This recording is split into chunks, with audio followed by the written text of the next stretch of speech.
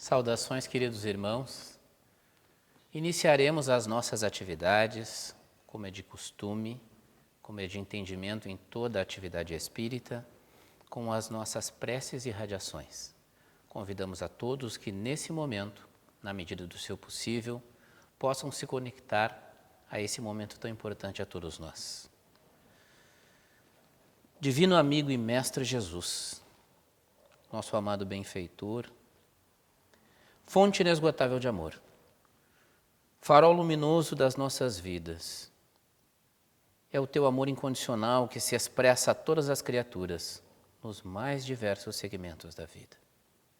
Guarneça-nos em tua paz e nos fortaleça os propósitos de caridade, melhoria íntima e transformação moral.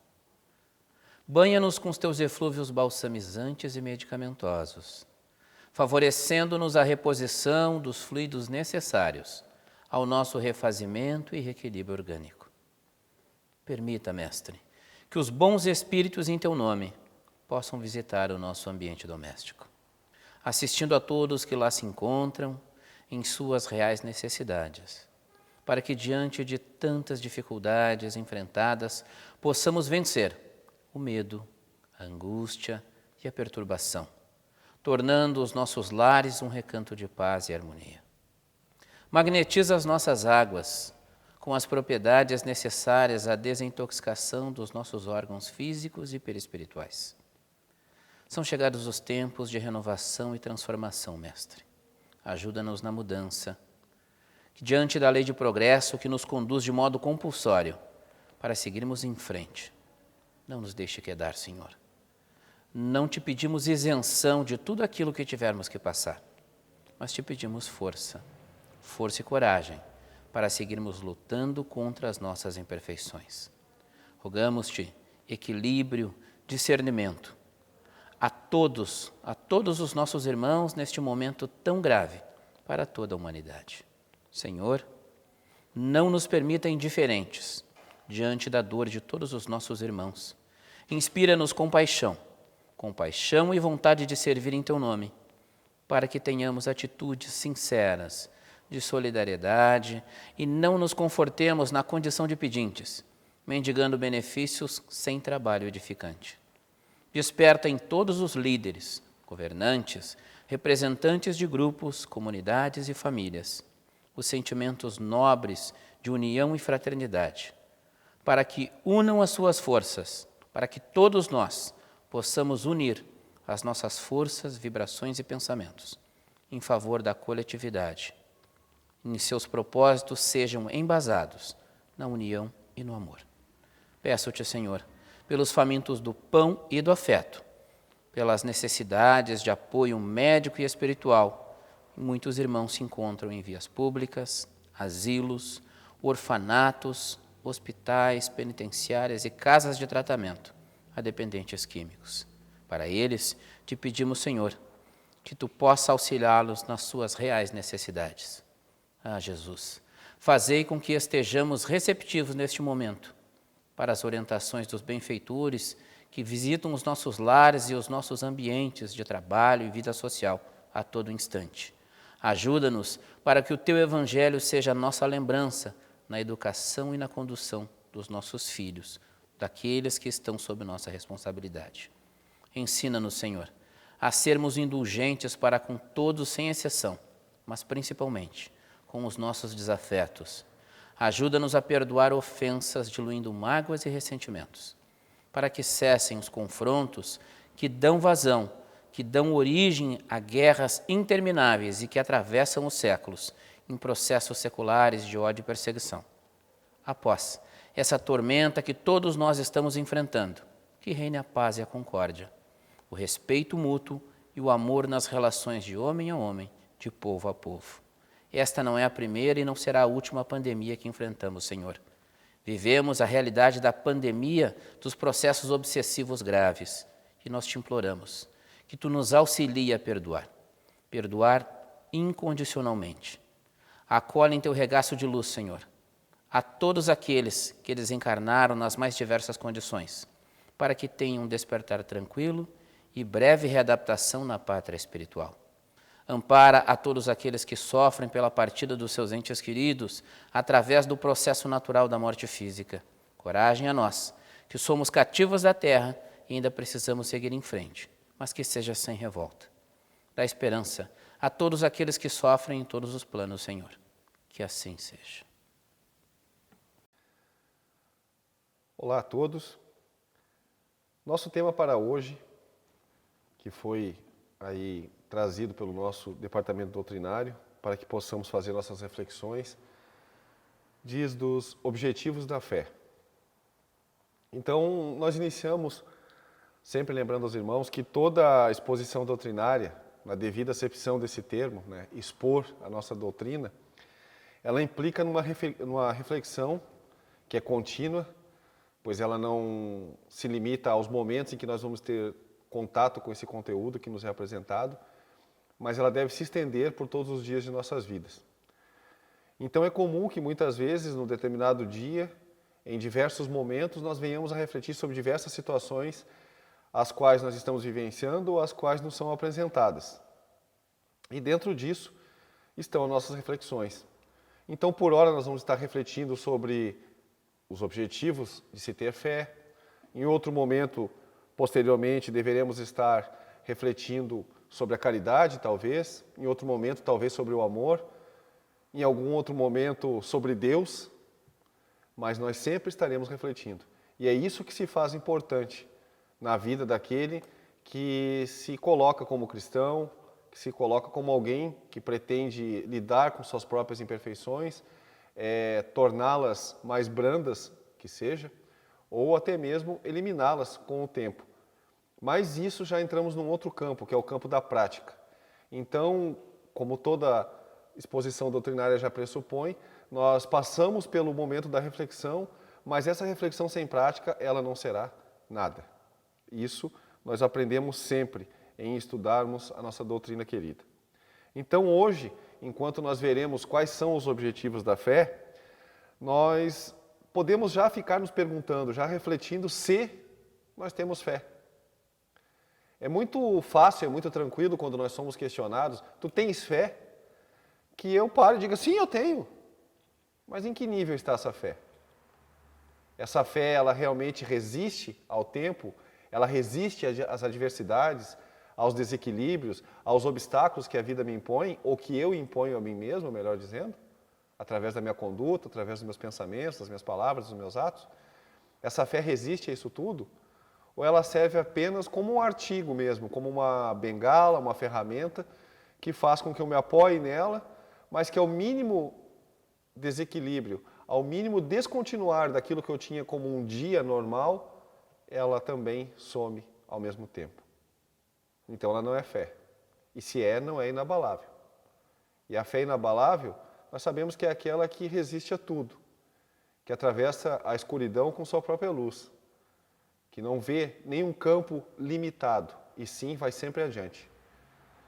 Então, através dessa fé inabalável, que corresponde à fé raciocinada, é que nós devemos portar os nossos passos, devemos dar continuidade à nossa caminhada, à nossa vida. Nós, dando uma recorrida ao dicionário, encontramos lá vários significados para a fé, né? Inclusive significados que os homens utilizam nos seus dias, né, dentro de questões administrativas, burocráticas, a questão da boa-fé nos documentos e tudo mais, que é sempre utilizada por cartórios e outras autarquias e entidades. Mas nós vamos nos fixar aqui naquela que nos diz respeito nesse momento, que é a fé do ponto de vista religioso. A fé no que se diz respeito colocada à religião. Então, dentro disso, fé está classificado lá no dicionário como substantivo feminino e quer dizer convicção intensa e persistente em algo abstrato que, para a pessoa que acredita, se torna verdade, crença. Aqui nós já temos alguns minutos que não serão não será dado hoje, mas que a gente pode, numa outra oportunidade, estar discutindo. Aqui já tem muita discussão, né? Convicção intensa e persistente em algo abstrato. Isso abre muita discussão. Como é que eu posso acreditar em algo que eu não defino? Algo abstrato. O outro significado, profissão de fé. também o substantivo feminino, e que trata da declaração pública que alguém faz das suas crenças e dogmas religiosos. A conduta de cada crente é a sua verdadeira profissão de fé. Assim está lá no dicionário para que nós possamos fazer essa consulta inicial. Mas, como nós já iniciamos dizendo, se faz necessário que nós venhamos a refletir se nós sabemos o que é fé e se nós podemos dizer que nós temos. Também, se nós formos recorrer ao dicionário e ficarmos com esse conceito e dizermos, sim, então se é de acordo com isso, é óbvio, eu tenho fé. A fé ainda está muito rasa como conceito para nós. Ela vai além disso, quando nós realmente a encaramos do ponto de vista da cristandade. Até mesmo do ponto de vista da caridade, a quem ela está totalmente ligada em todas as ocasiões que esta, sua irmã, é praticada. Então, para nós refletirmos, quais são hoje os objetivos, né, o que nos faz manter a fé como auxílio nos dias de hoje, no nosso dia a dia? Então a gente lança alguns questionamentos. Ela nos serve como força para que nós possamos enfrentar as provas e as expiações, as quais nós nos colocamos em aceitarmos essa nova oportunidade de trajetória por um mundo de provas e expiações? Ela serve como essa força? Ela está servindo como essa força? Nós sabemos identificar essa força? Um outro possível objetivo, a harmonização com o divino. Nós nos harmonizamos com Deus através da nossa fé? Ou nós apenas nos utilizamos dela como barganha para chegarmos a Deus? Busca de realização. Aqui talvez seja o ponto em que a humanidade mais tem se utilizado da fé, né? Uma vez que essa realização ela pode ser material ou pode ser espiritual. Mas tudo aquilo que eu quero e que eu preciso, ou eu entendo que queira ou precisa, eu tenho que ter persistência, eu tenho que ter fé para alcançar. E muitas vezes a humanidade tem utilizado o conceito, ou o vocábulo, melhor dizendo, fé, essas duas letrinhas, com essa única sílaba, para dizer que está buscando algo importante. E muitas vezes não é tão importante, nesse sentido, o emprego da fé.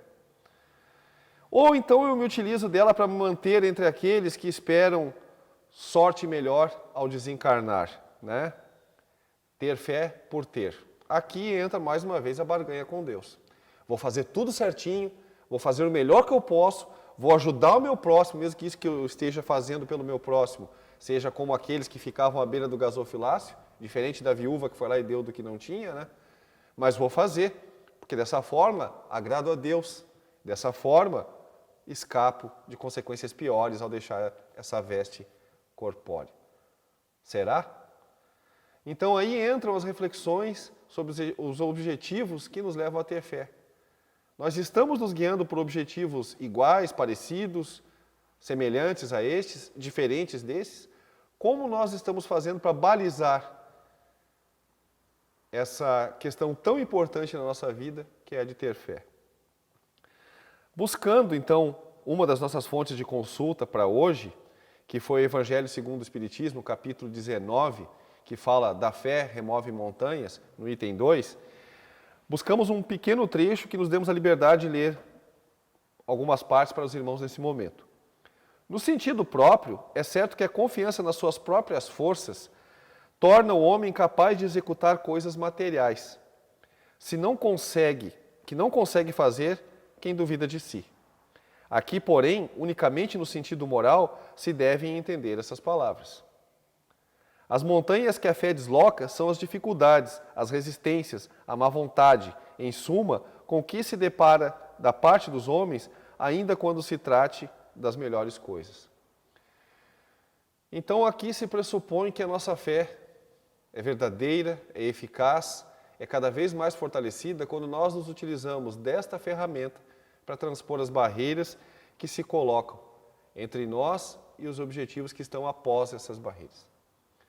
Nesse sentido, como os próprios Espíritos colocaram a Kardec nesse capítulo do Evangelho, o que de melhor se faz é se utilizar dessa ferramenta poderosa que é a fé na questão moral, para removermos essas montanhas que nos separam da verdadeira conduta moral ou da conduta moral mais adequada. Porque só assim nós alavancamos a nossa evolução, só assim há progressão, só assim há êxito na nossa caminhada. E esse êxito, ele só tem continuidade quando ele é cercado de crença, de persistência, de realmente fé naquilo que se deseja. Vamos pegar, por exemplo, algumas das mazelas que nos assolam. Por exemplo, o egoísmo. Como eu posso combater o egoísmo que existe em mim mesmo? Porque eu não posso falar do egoísmo que existe no próximo se eu mesmo professo esse tipo, né, de antivirtude por aí. Então, como eu combato o egoísmo que existe em mim mesmo? A não ser com muita fé, com muita persistência, com muita perseverança. Porque isso vai implicar no verdadeiro policiamento de mim mesmo. Eu vou ter que estar em vigilância permanente. Como fazer isso sem acreditar? Como fazer isso sem ter um caminho que me aponte os meios que devem ser utilizados para que eu possa combater essa chaga em mim mesmo? Através da religiosidade, através da crença num Deus único que me fortalece, que me ampara, através da crença em bons espíritos que vão estar me auxiliando. Como eu posso persistir, como eu posso vencer um tipo de malefício desses em mim mesmo se não tiver fé? Se não acreditar que é apenas uma montanha que, por maior que seja, eu teria que transpô-la. Todo aquele alpinista que deseja chegar no alto de um cume, ele passa por dificuldades, ele passa por sacrifícios, por dores, mas ele chega ao cume da montanha, se tiver persistência. Nós podemos nos enxergar, então, na posição de um alpinista. Só que nós somos o alpinista que vai subir, ascender ao cume e vai transpor essa barreira, essa montanha. Porque ela se faz, como metáfora, uma das nossas dificuldades. E nós temos que transpô-la. Ela pode ser um obstáculo que nós vamos ter que retirar. Mas nós só conseguimos fazer isso se objetivamente conseguimos também conduzir nossa fé da maneira mais adequada possível. Perseverante, raciocinada, embasada, aberta à reflexão, à busca por se melhorar.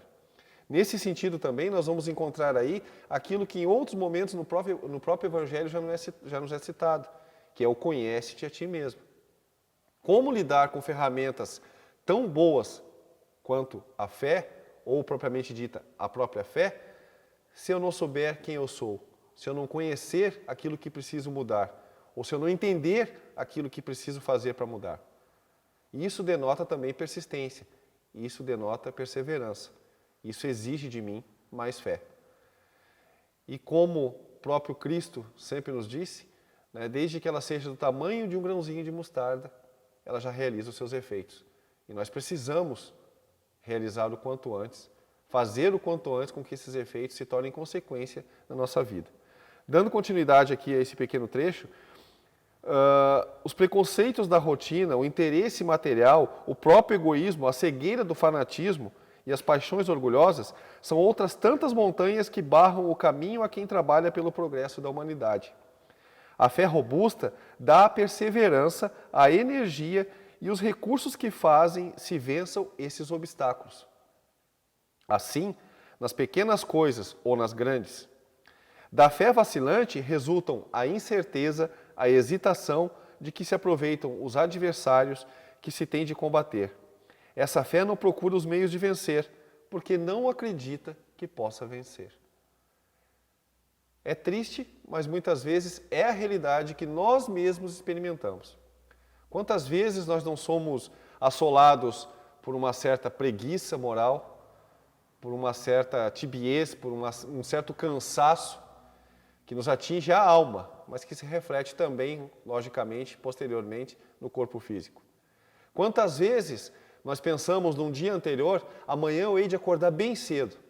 E mesmo que nada eu tenha como ocupação, eu vou sair à rua, eu vou fazer uma caminhada, eu vou respirar ar puro, eu vou voltar para casa, eu vou ler um livro.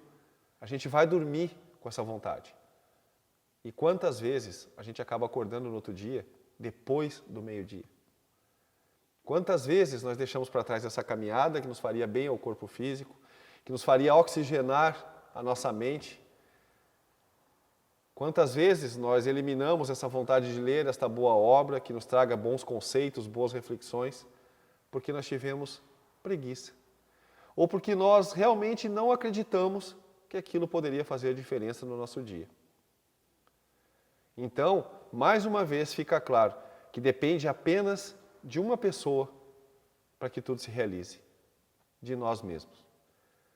Se nós vamos ter uma fé robusta, uma fé sensata, uma fé que me fará transpor todas essas barreiras que foram trazidas aqui e tantas outras que nós sabemos que existem, isso depende de mim. Eu também vou ser, em contrapartida, responsável pela pouca fé, pela preguiça moral, pela falta de vontade de avançar na frente. Eu também sou responsável por isso.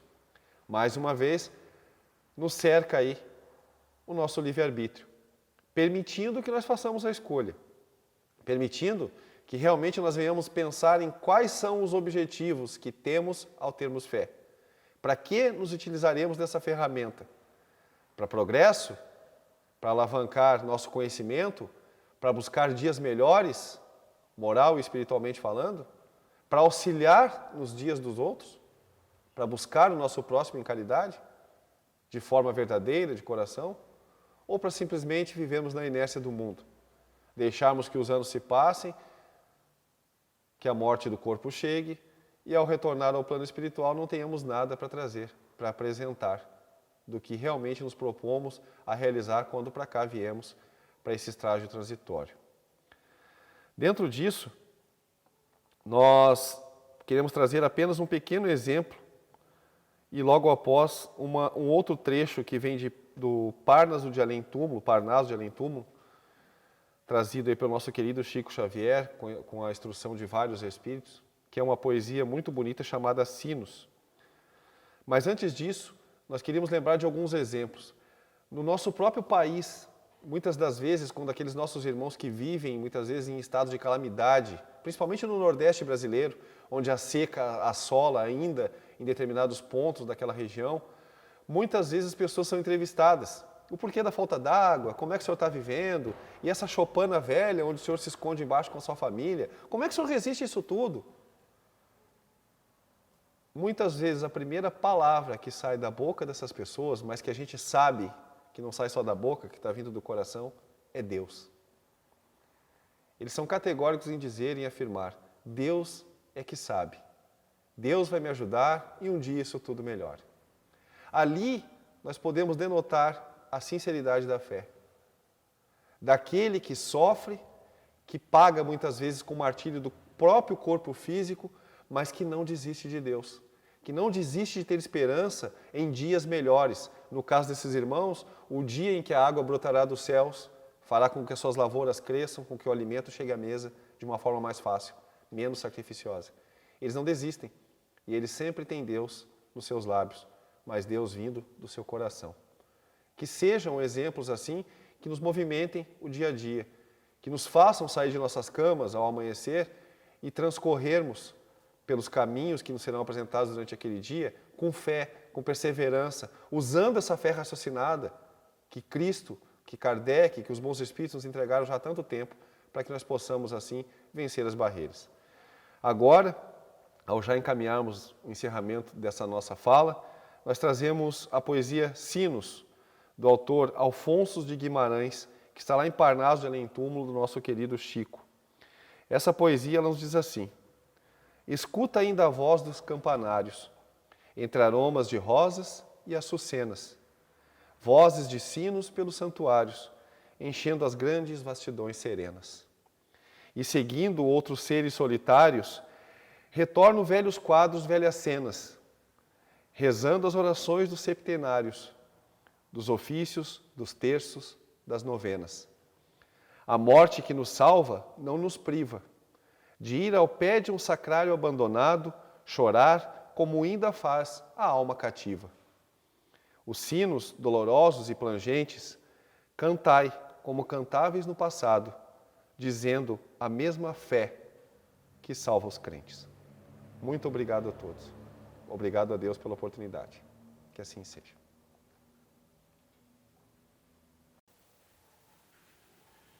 Então, a nossa prece final de encerramento, rogando a Deus, a Jesus, o nosso amado mestre e amigo, por esses momentos tão importantes a todos nós. Obrigado, Senhor, pelo esclarecimento, pela orientação que nos chega, por intermédio desta veneranda doutrina.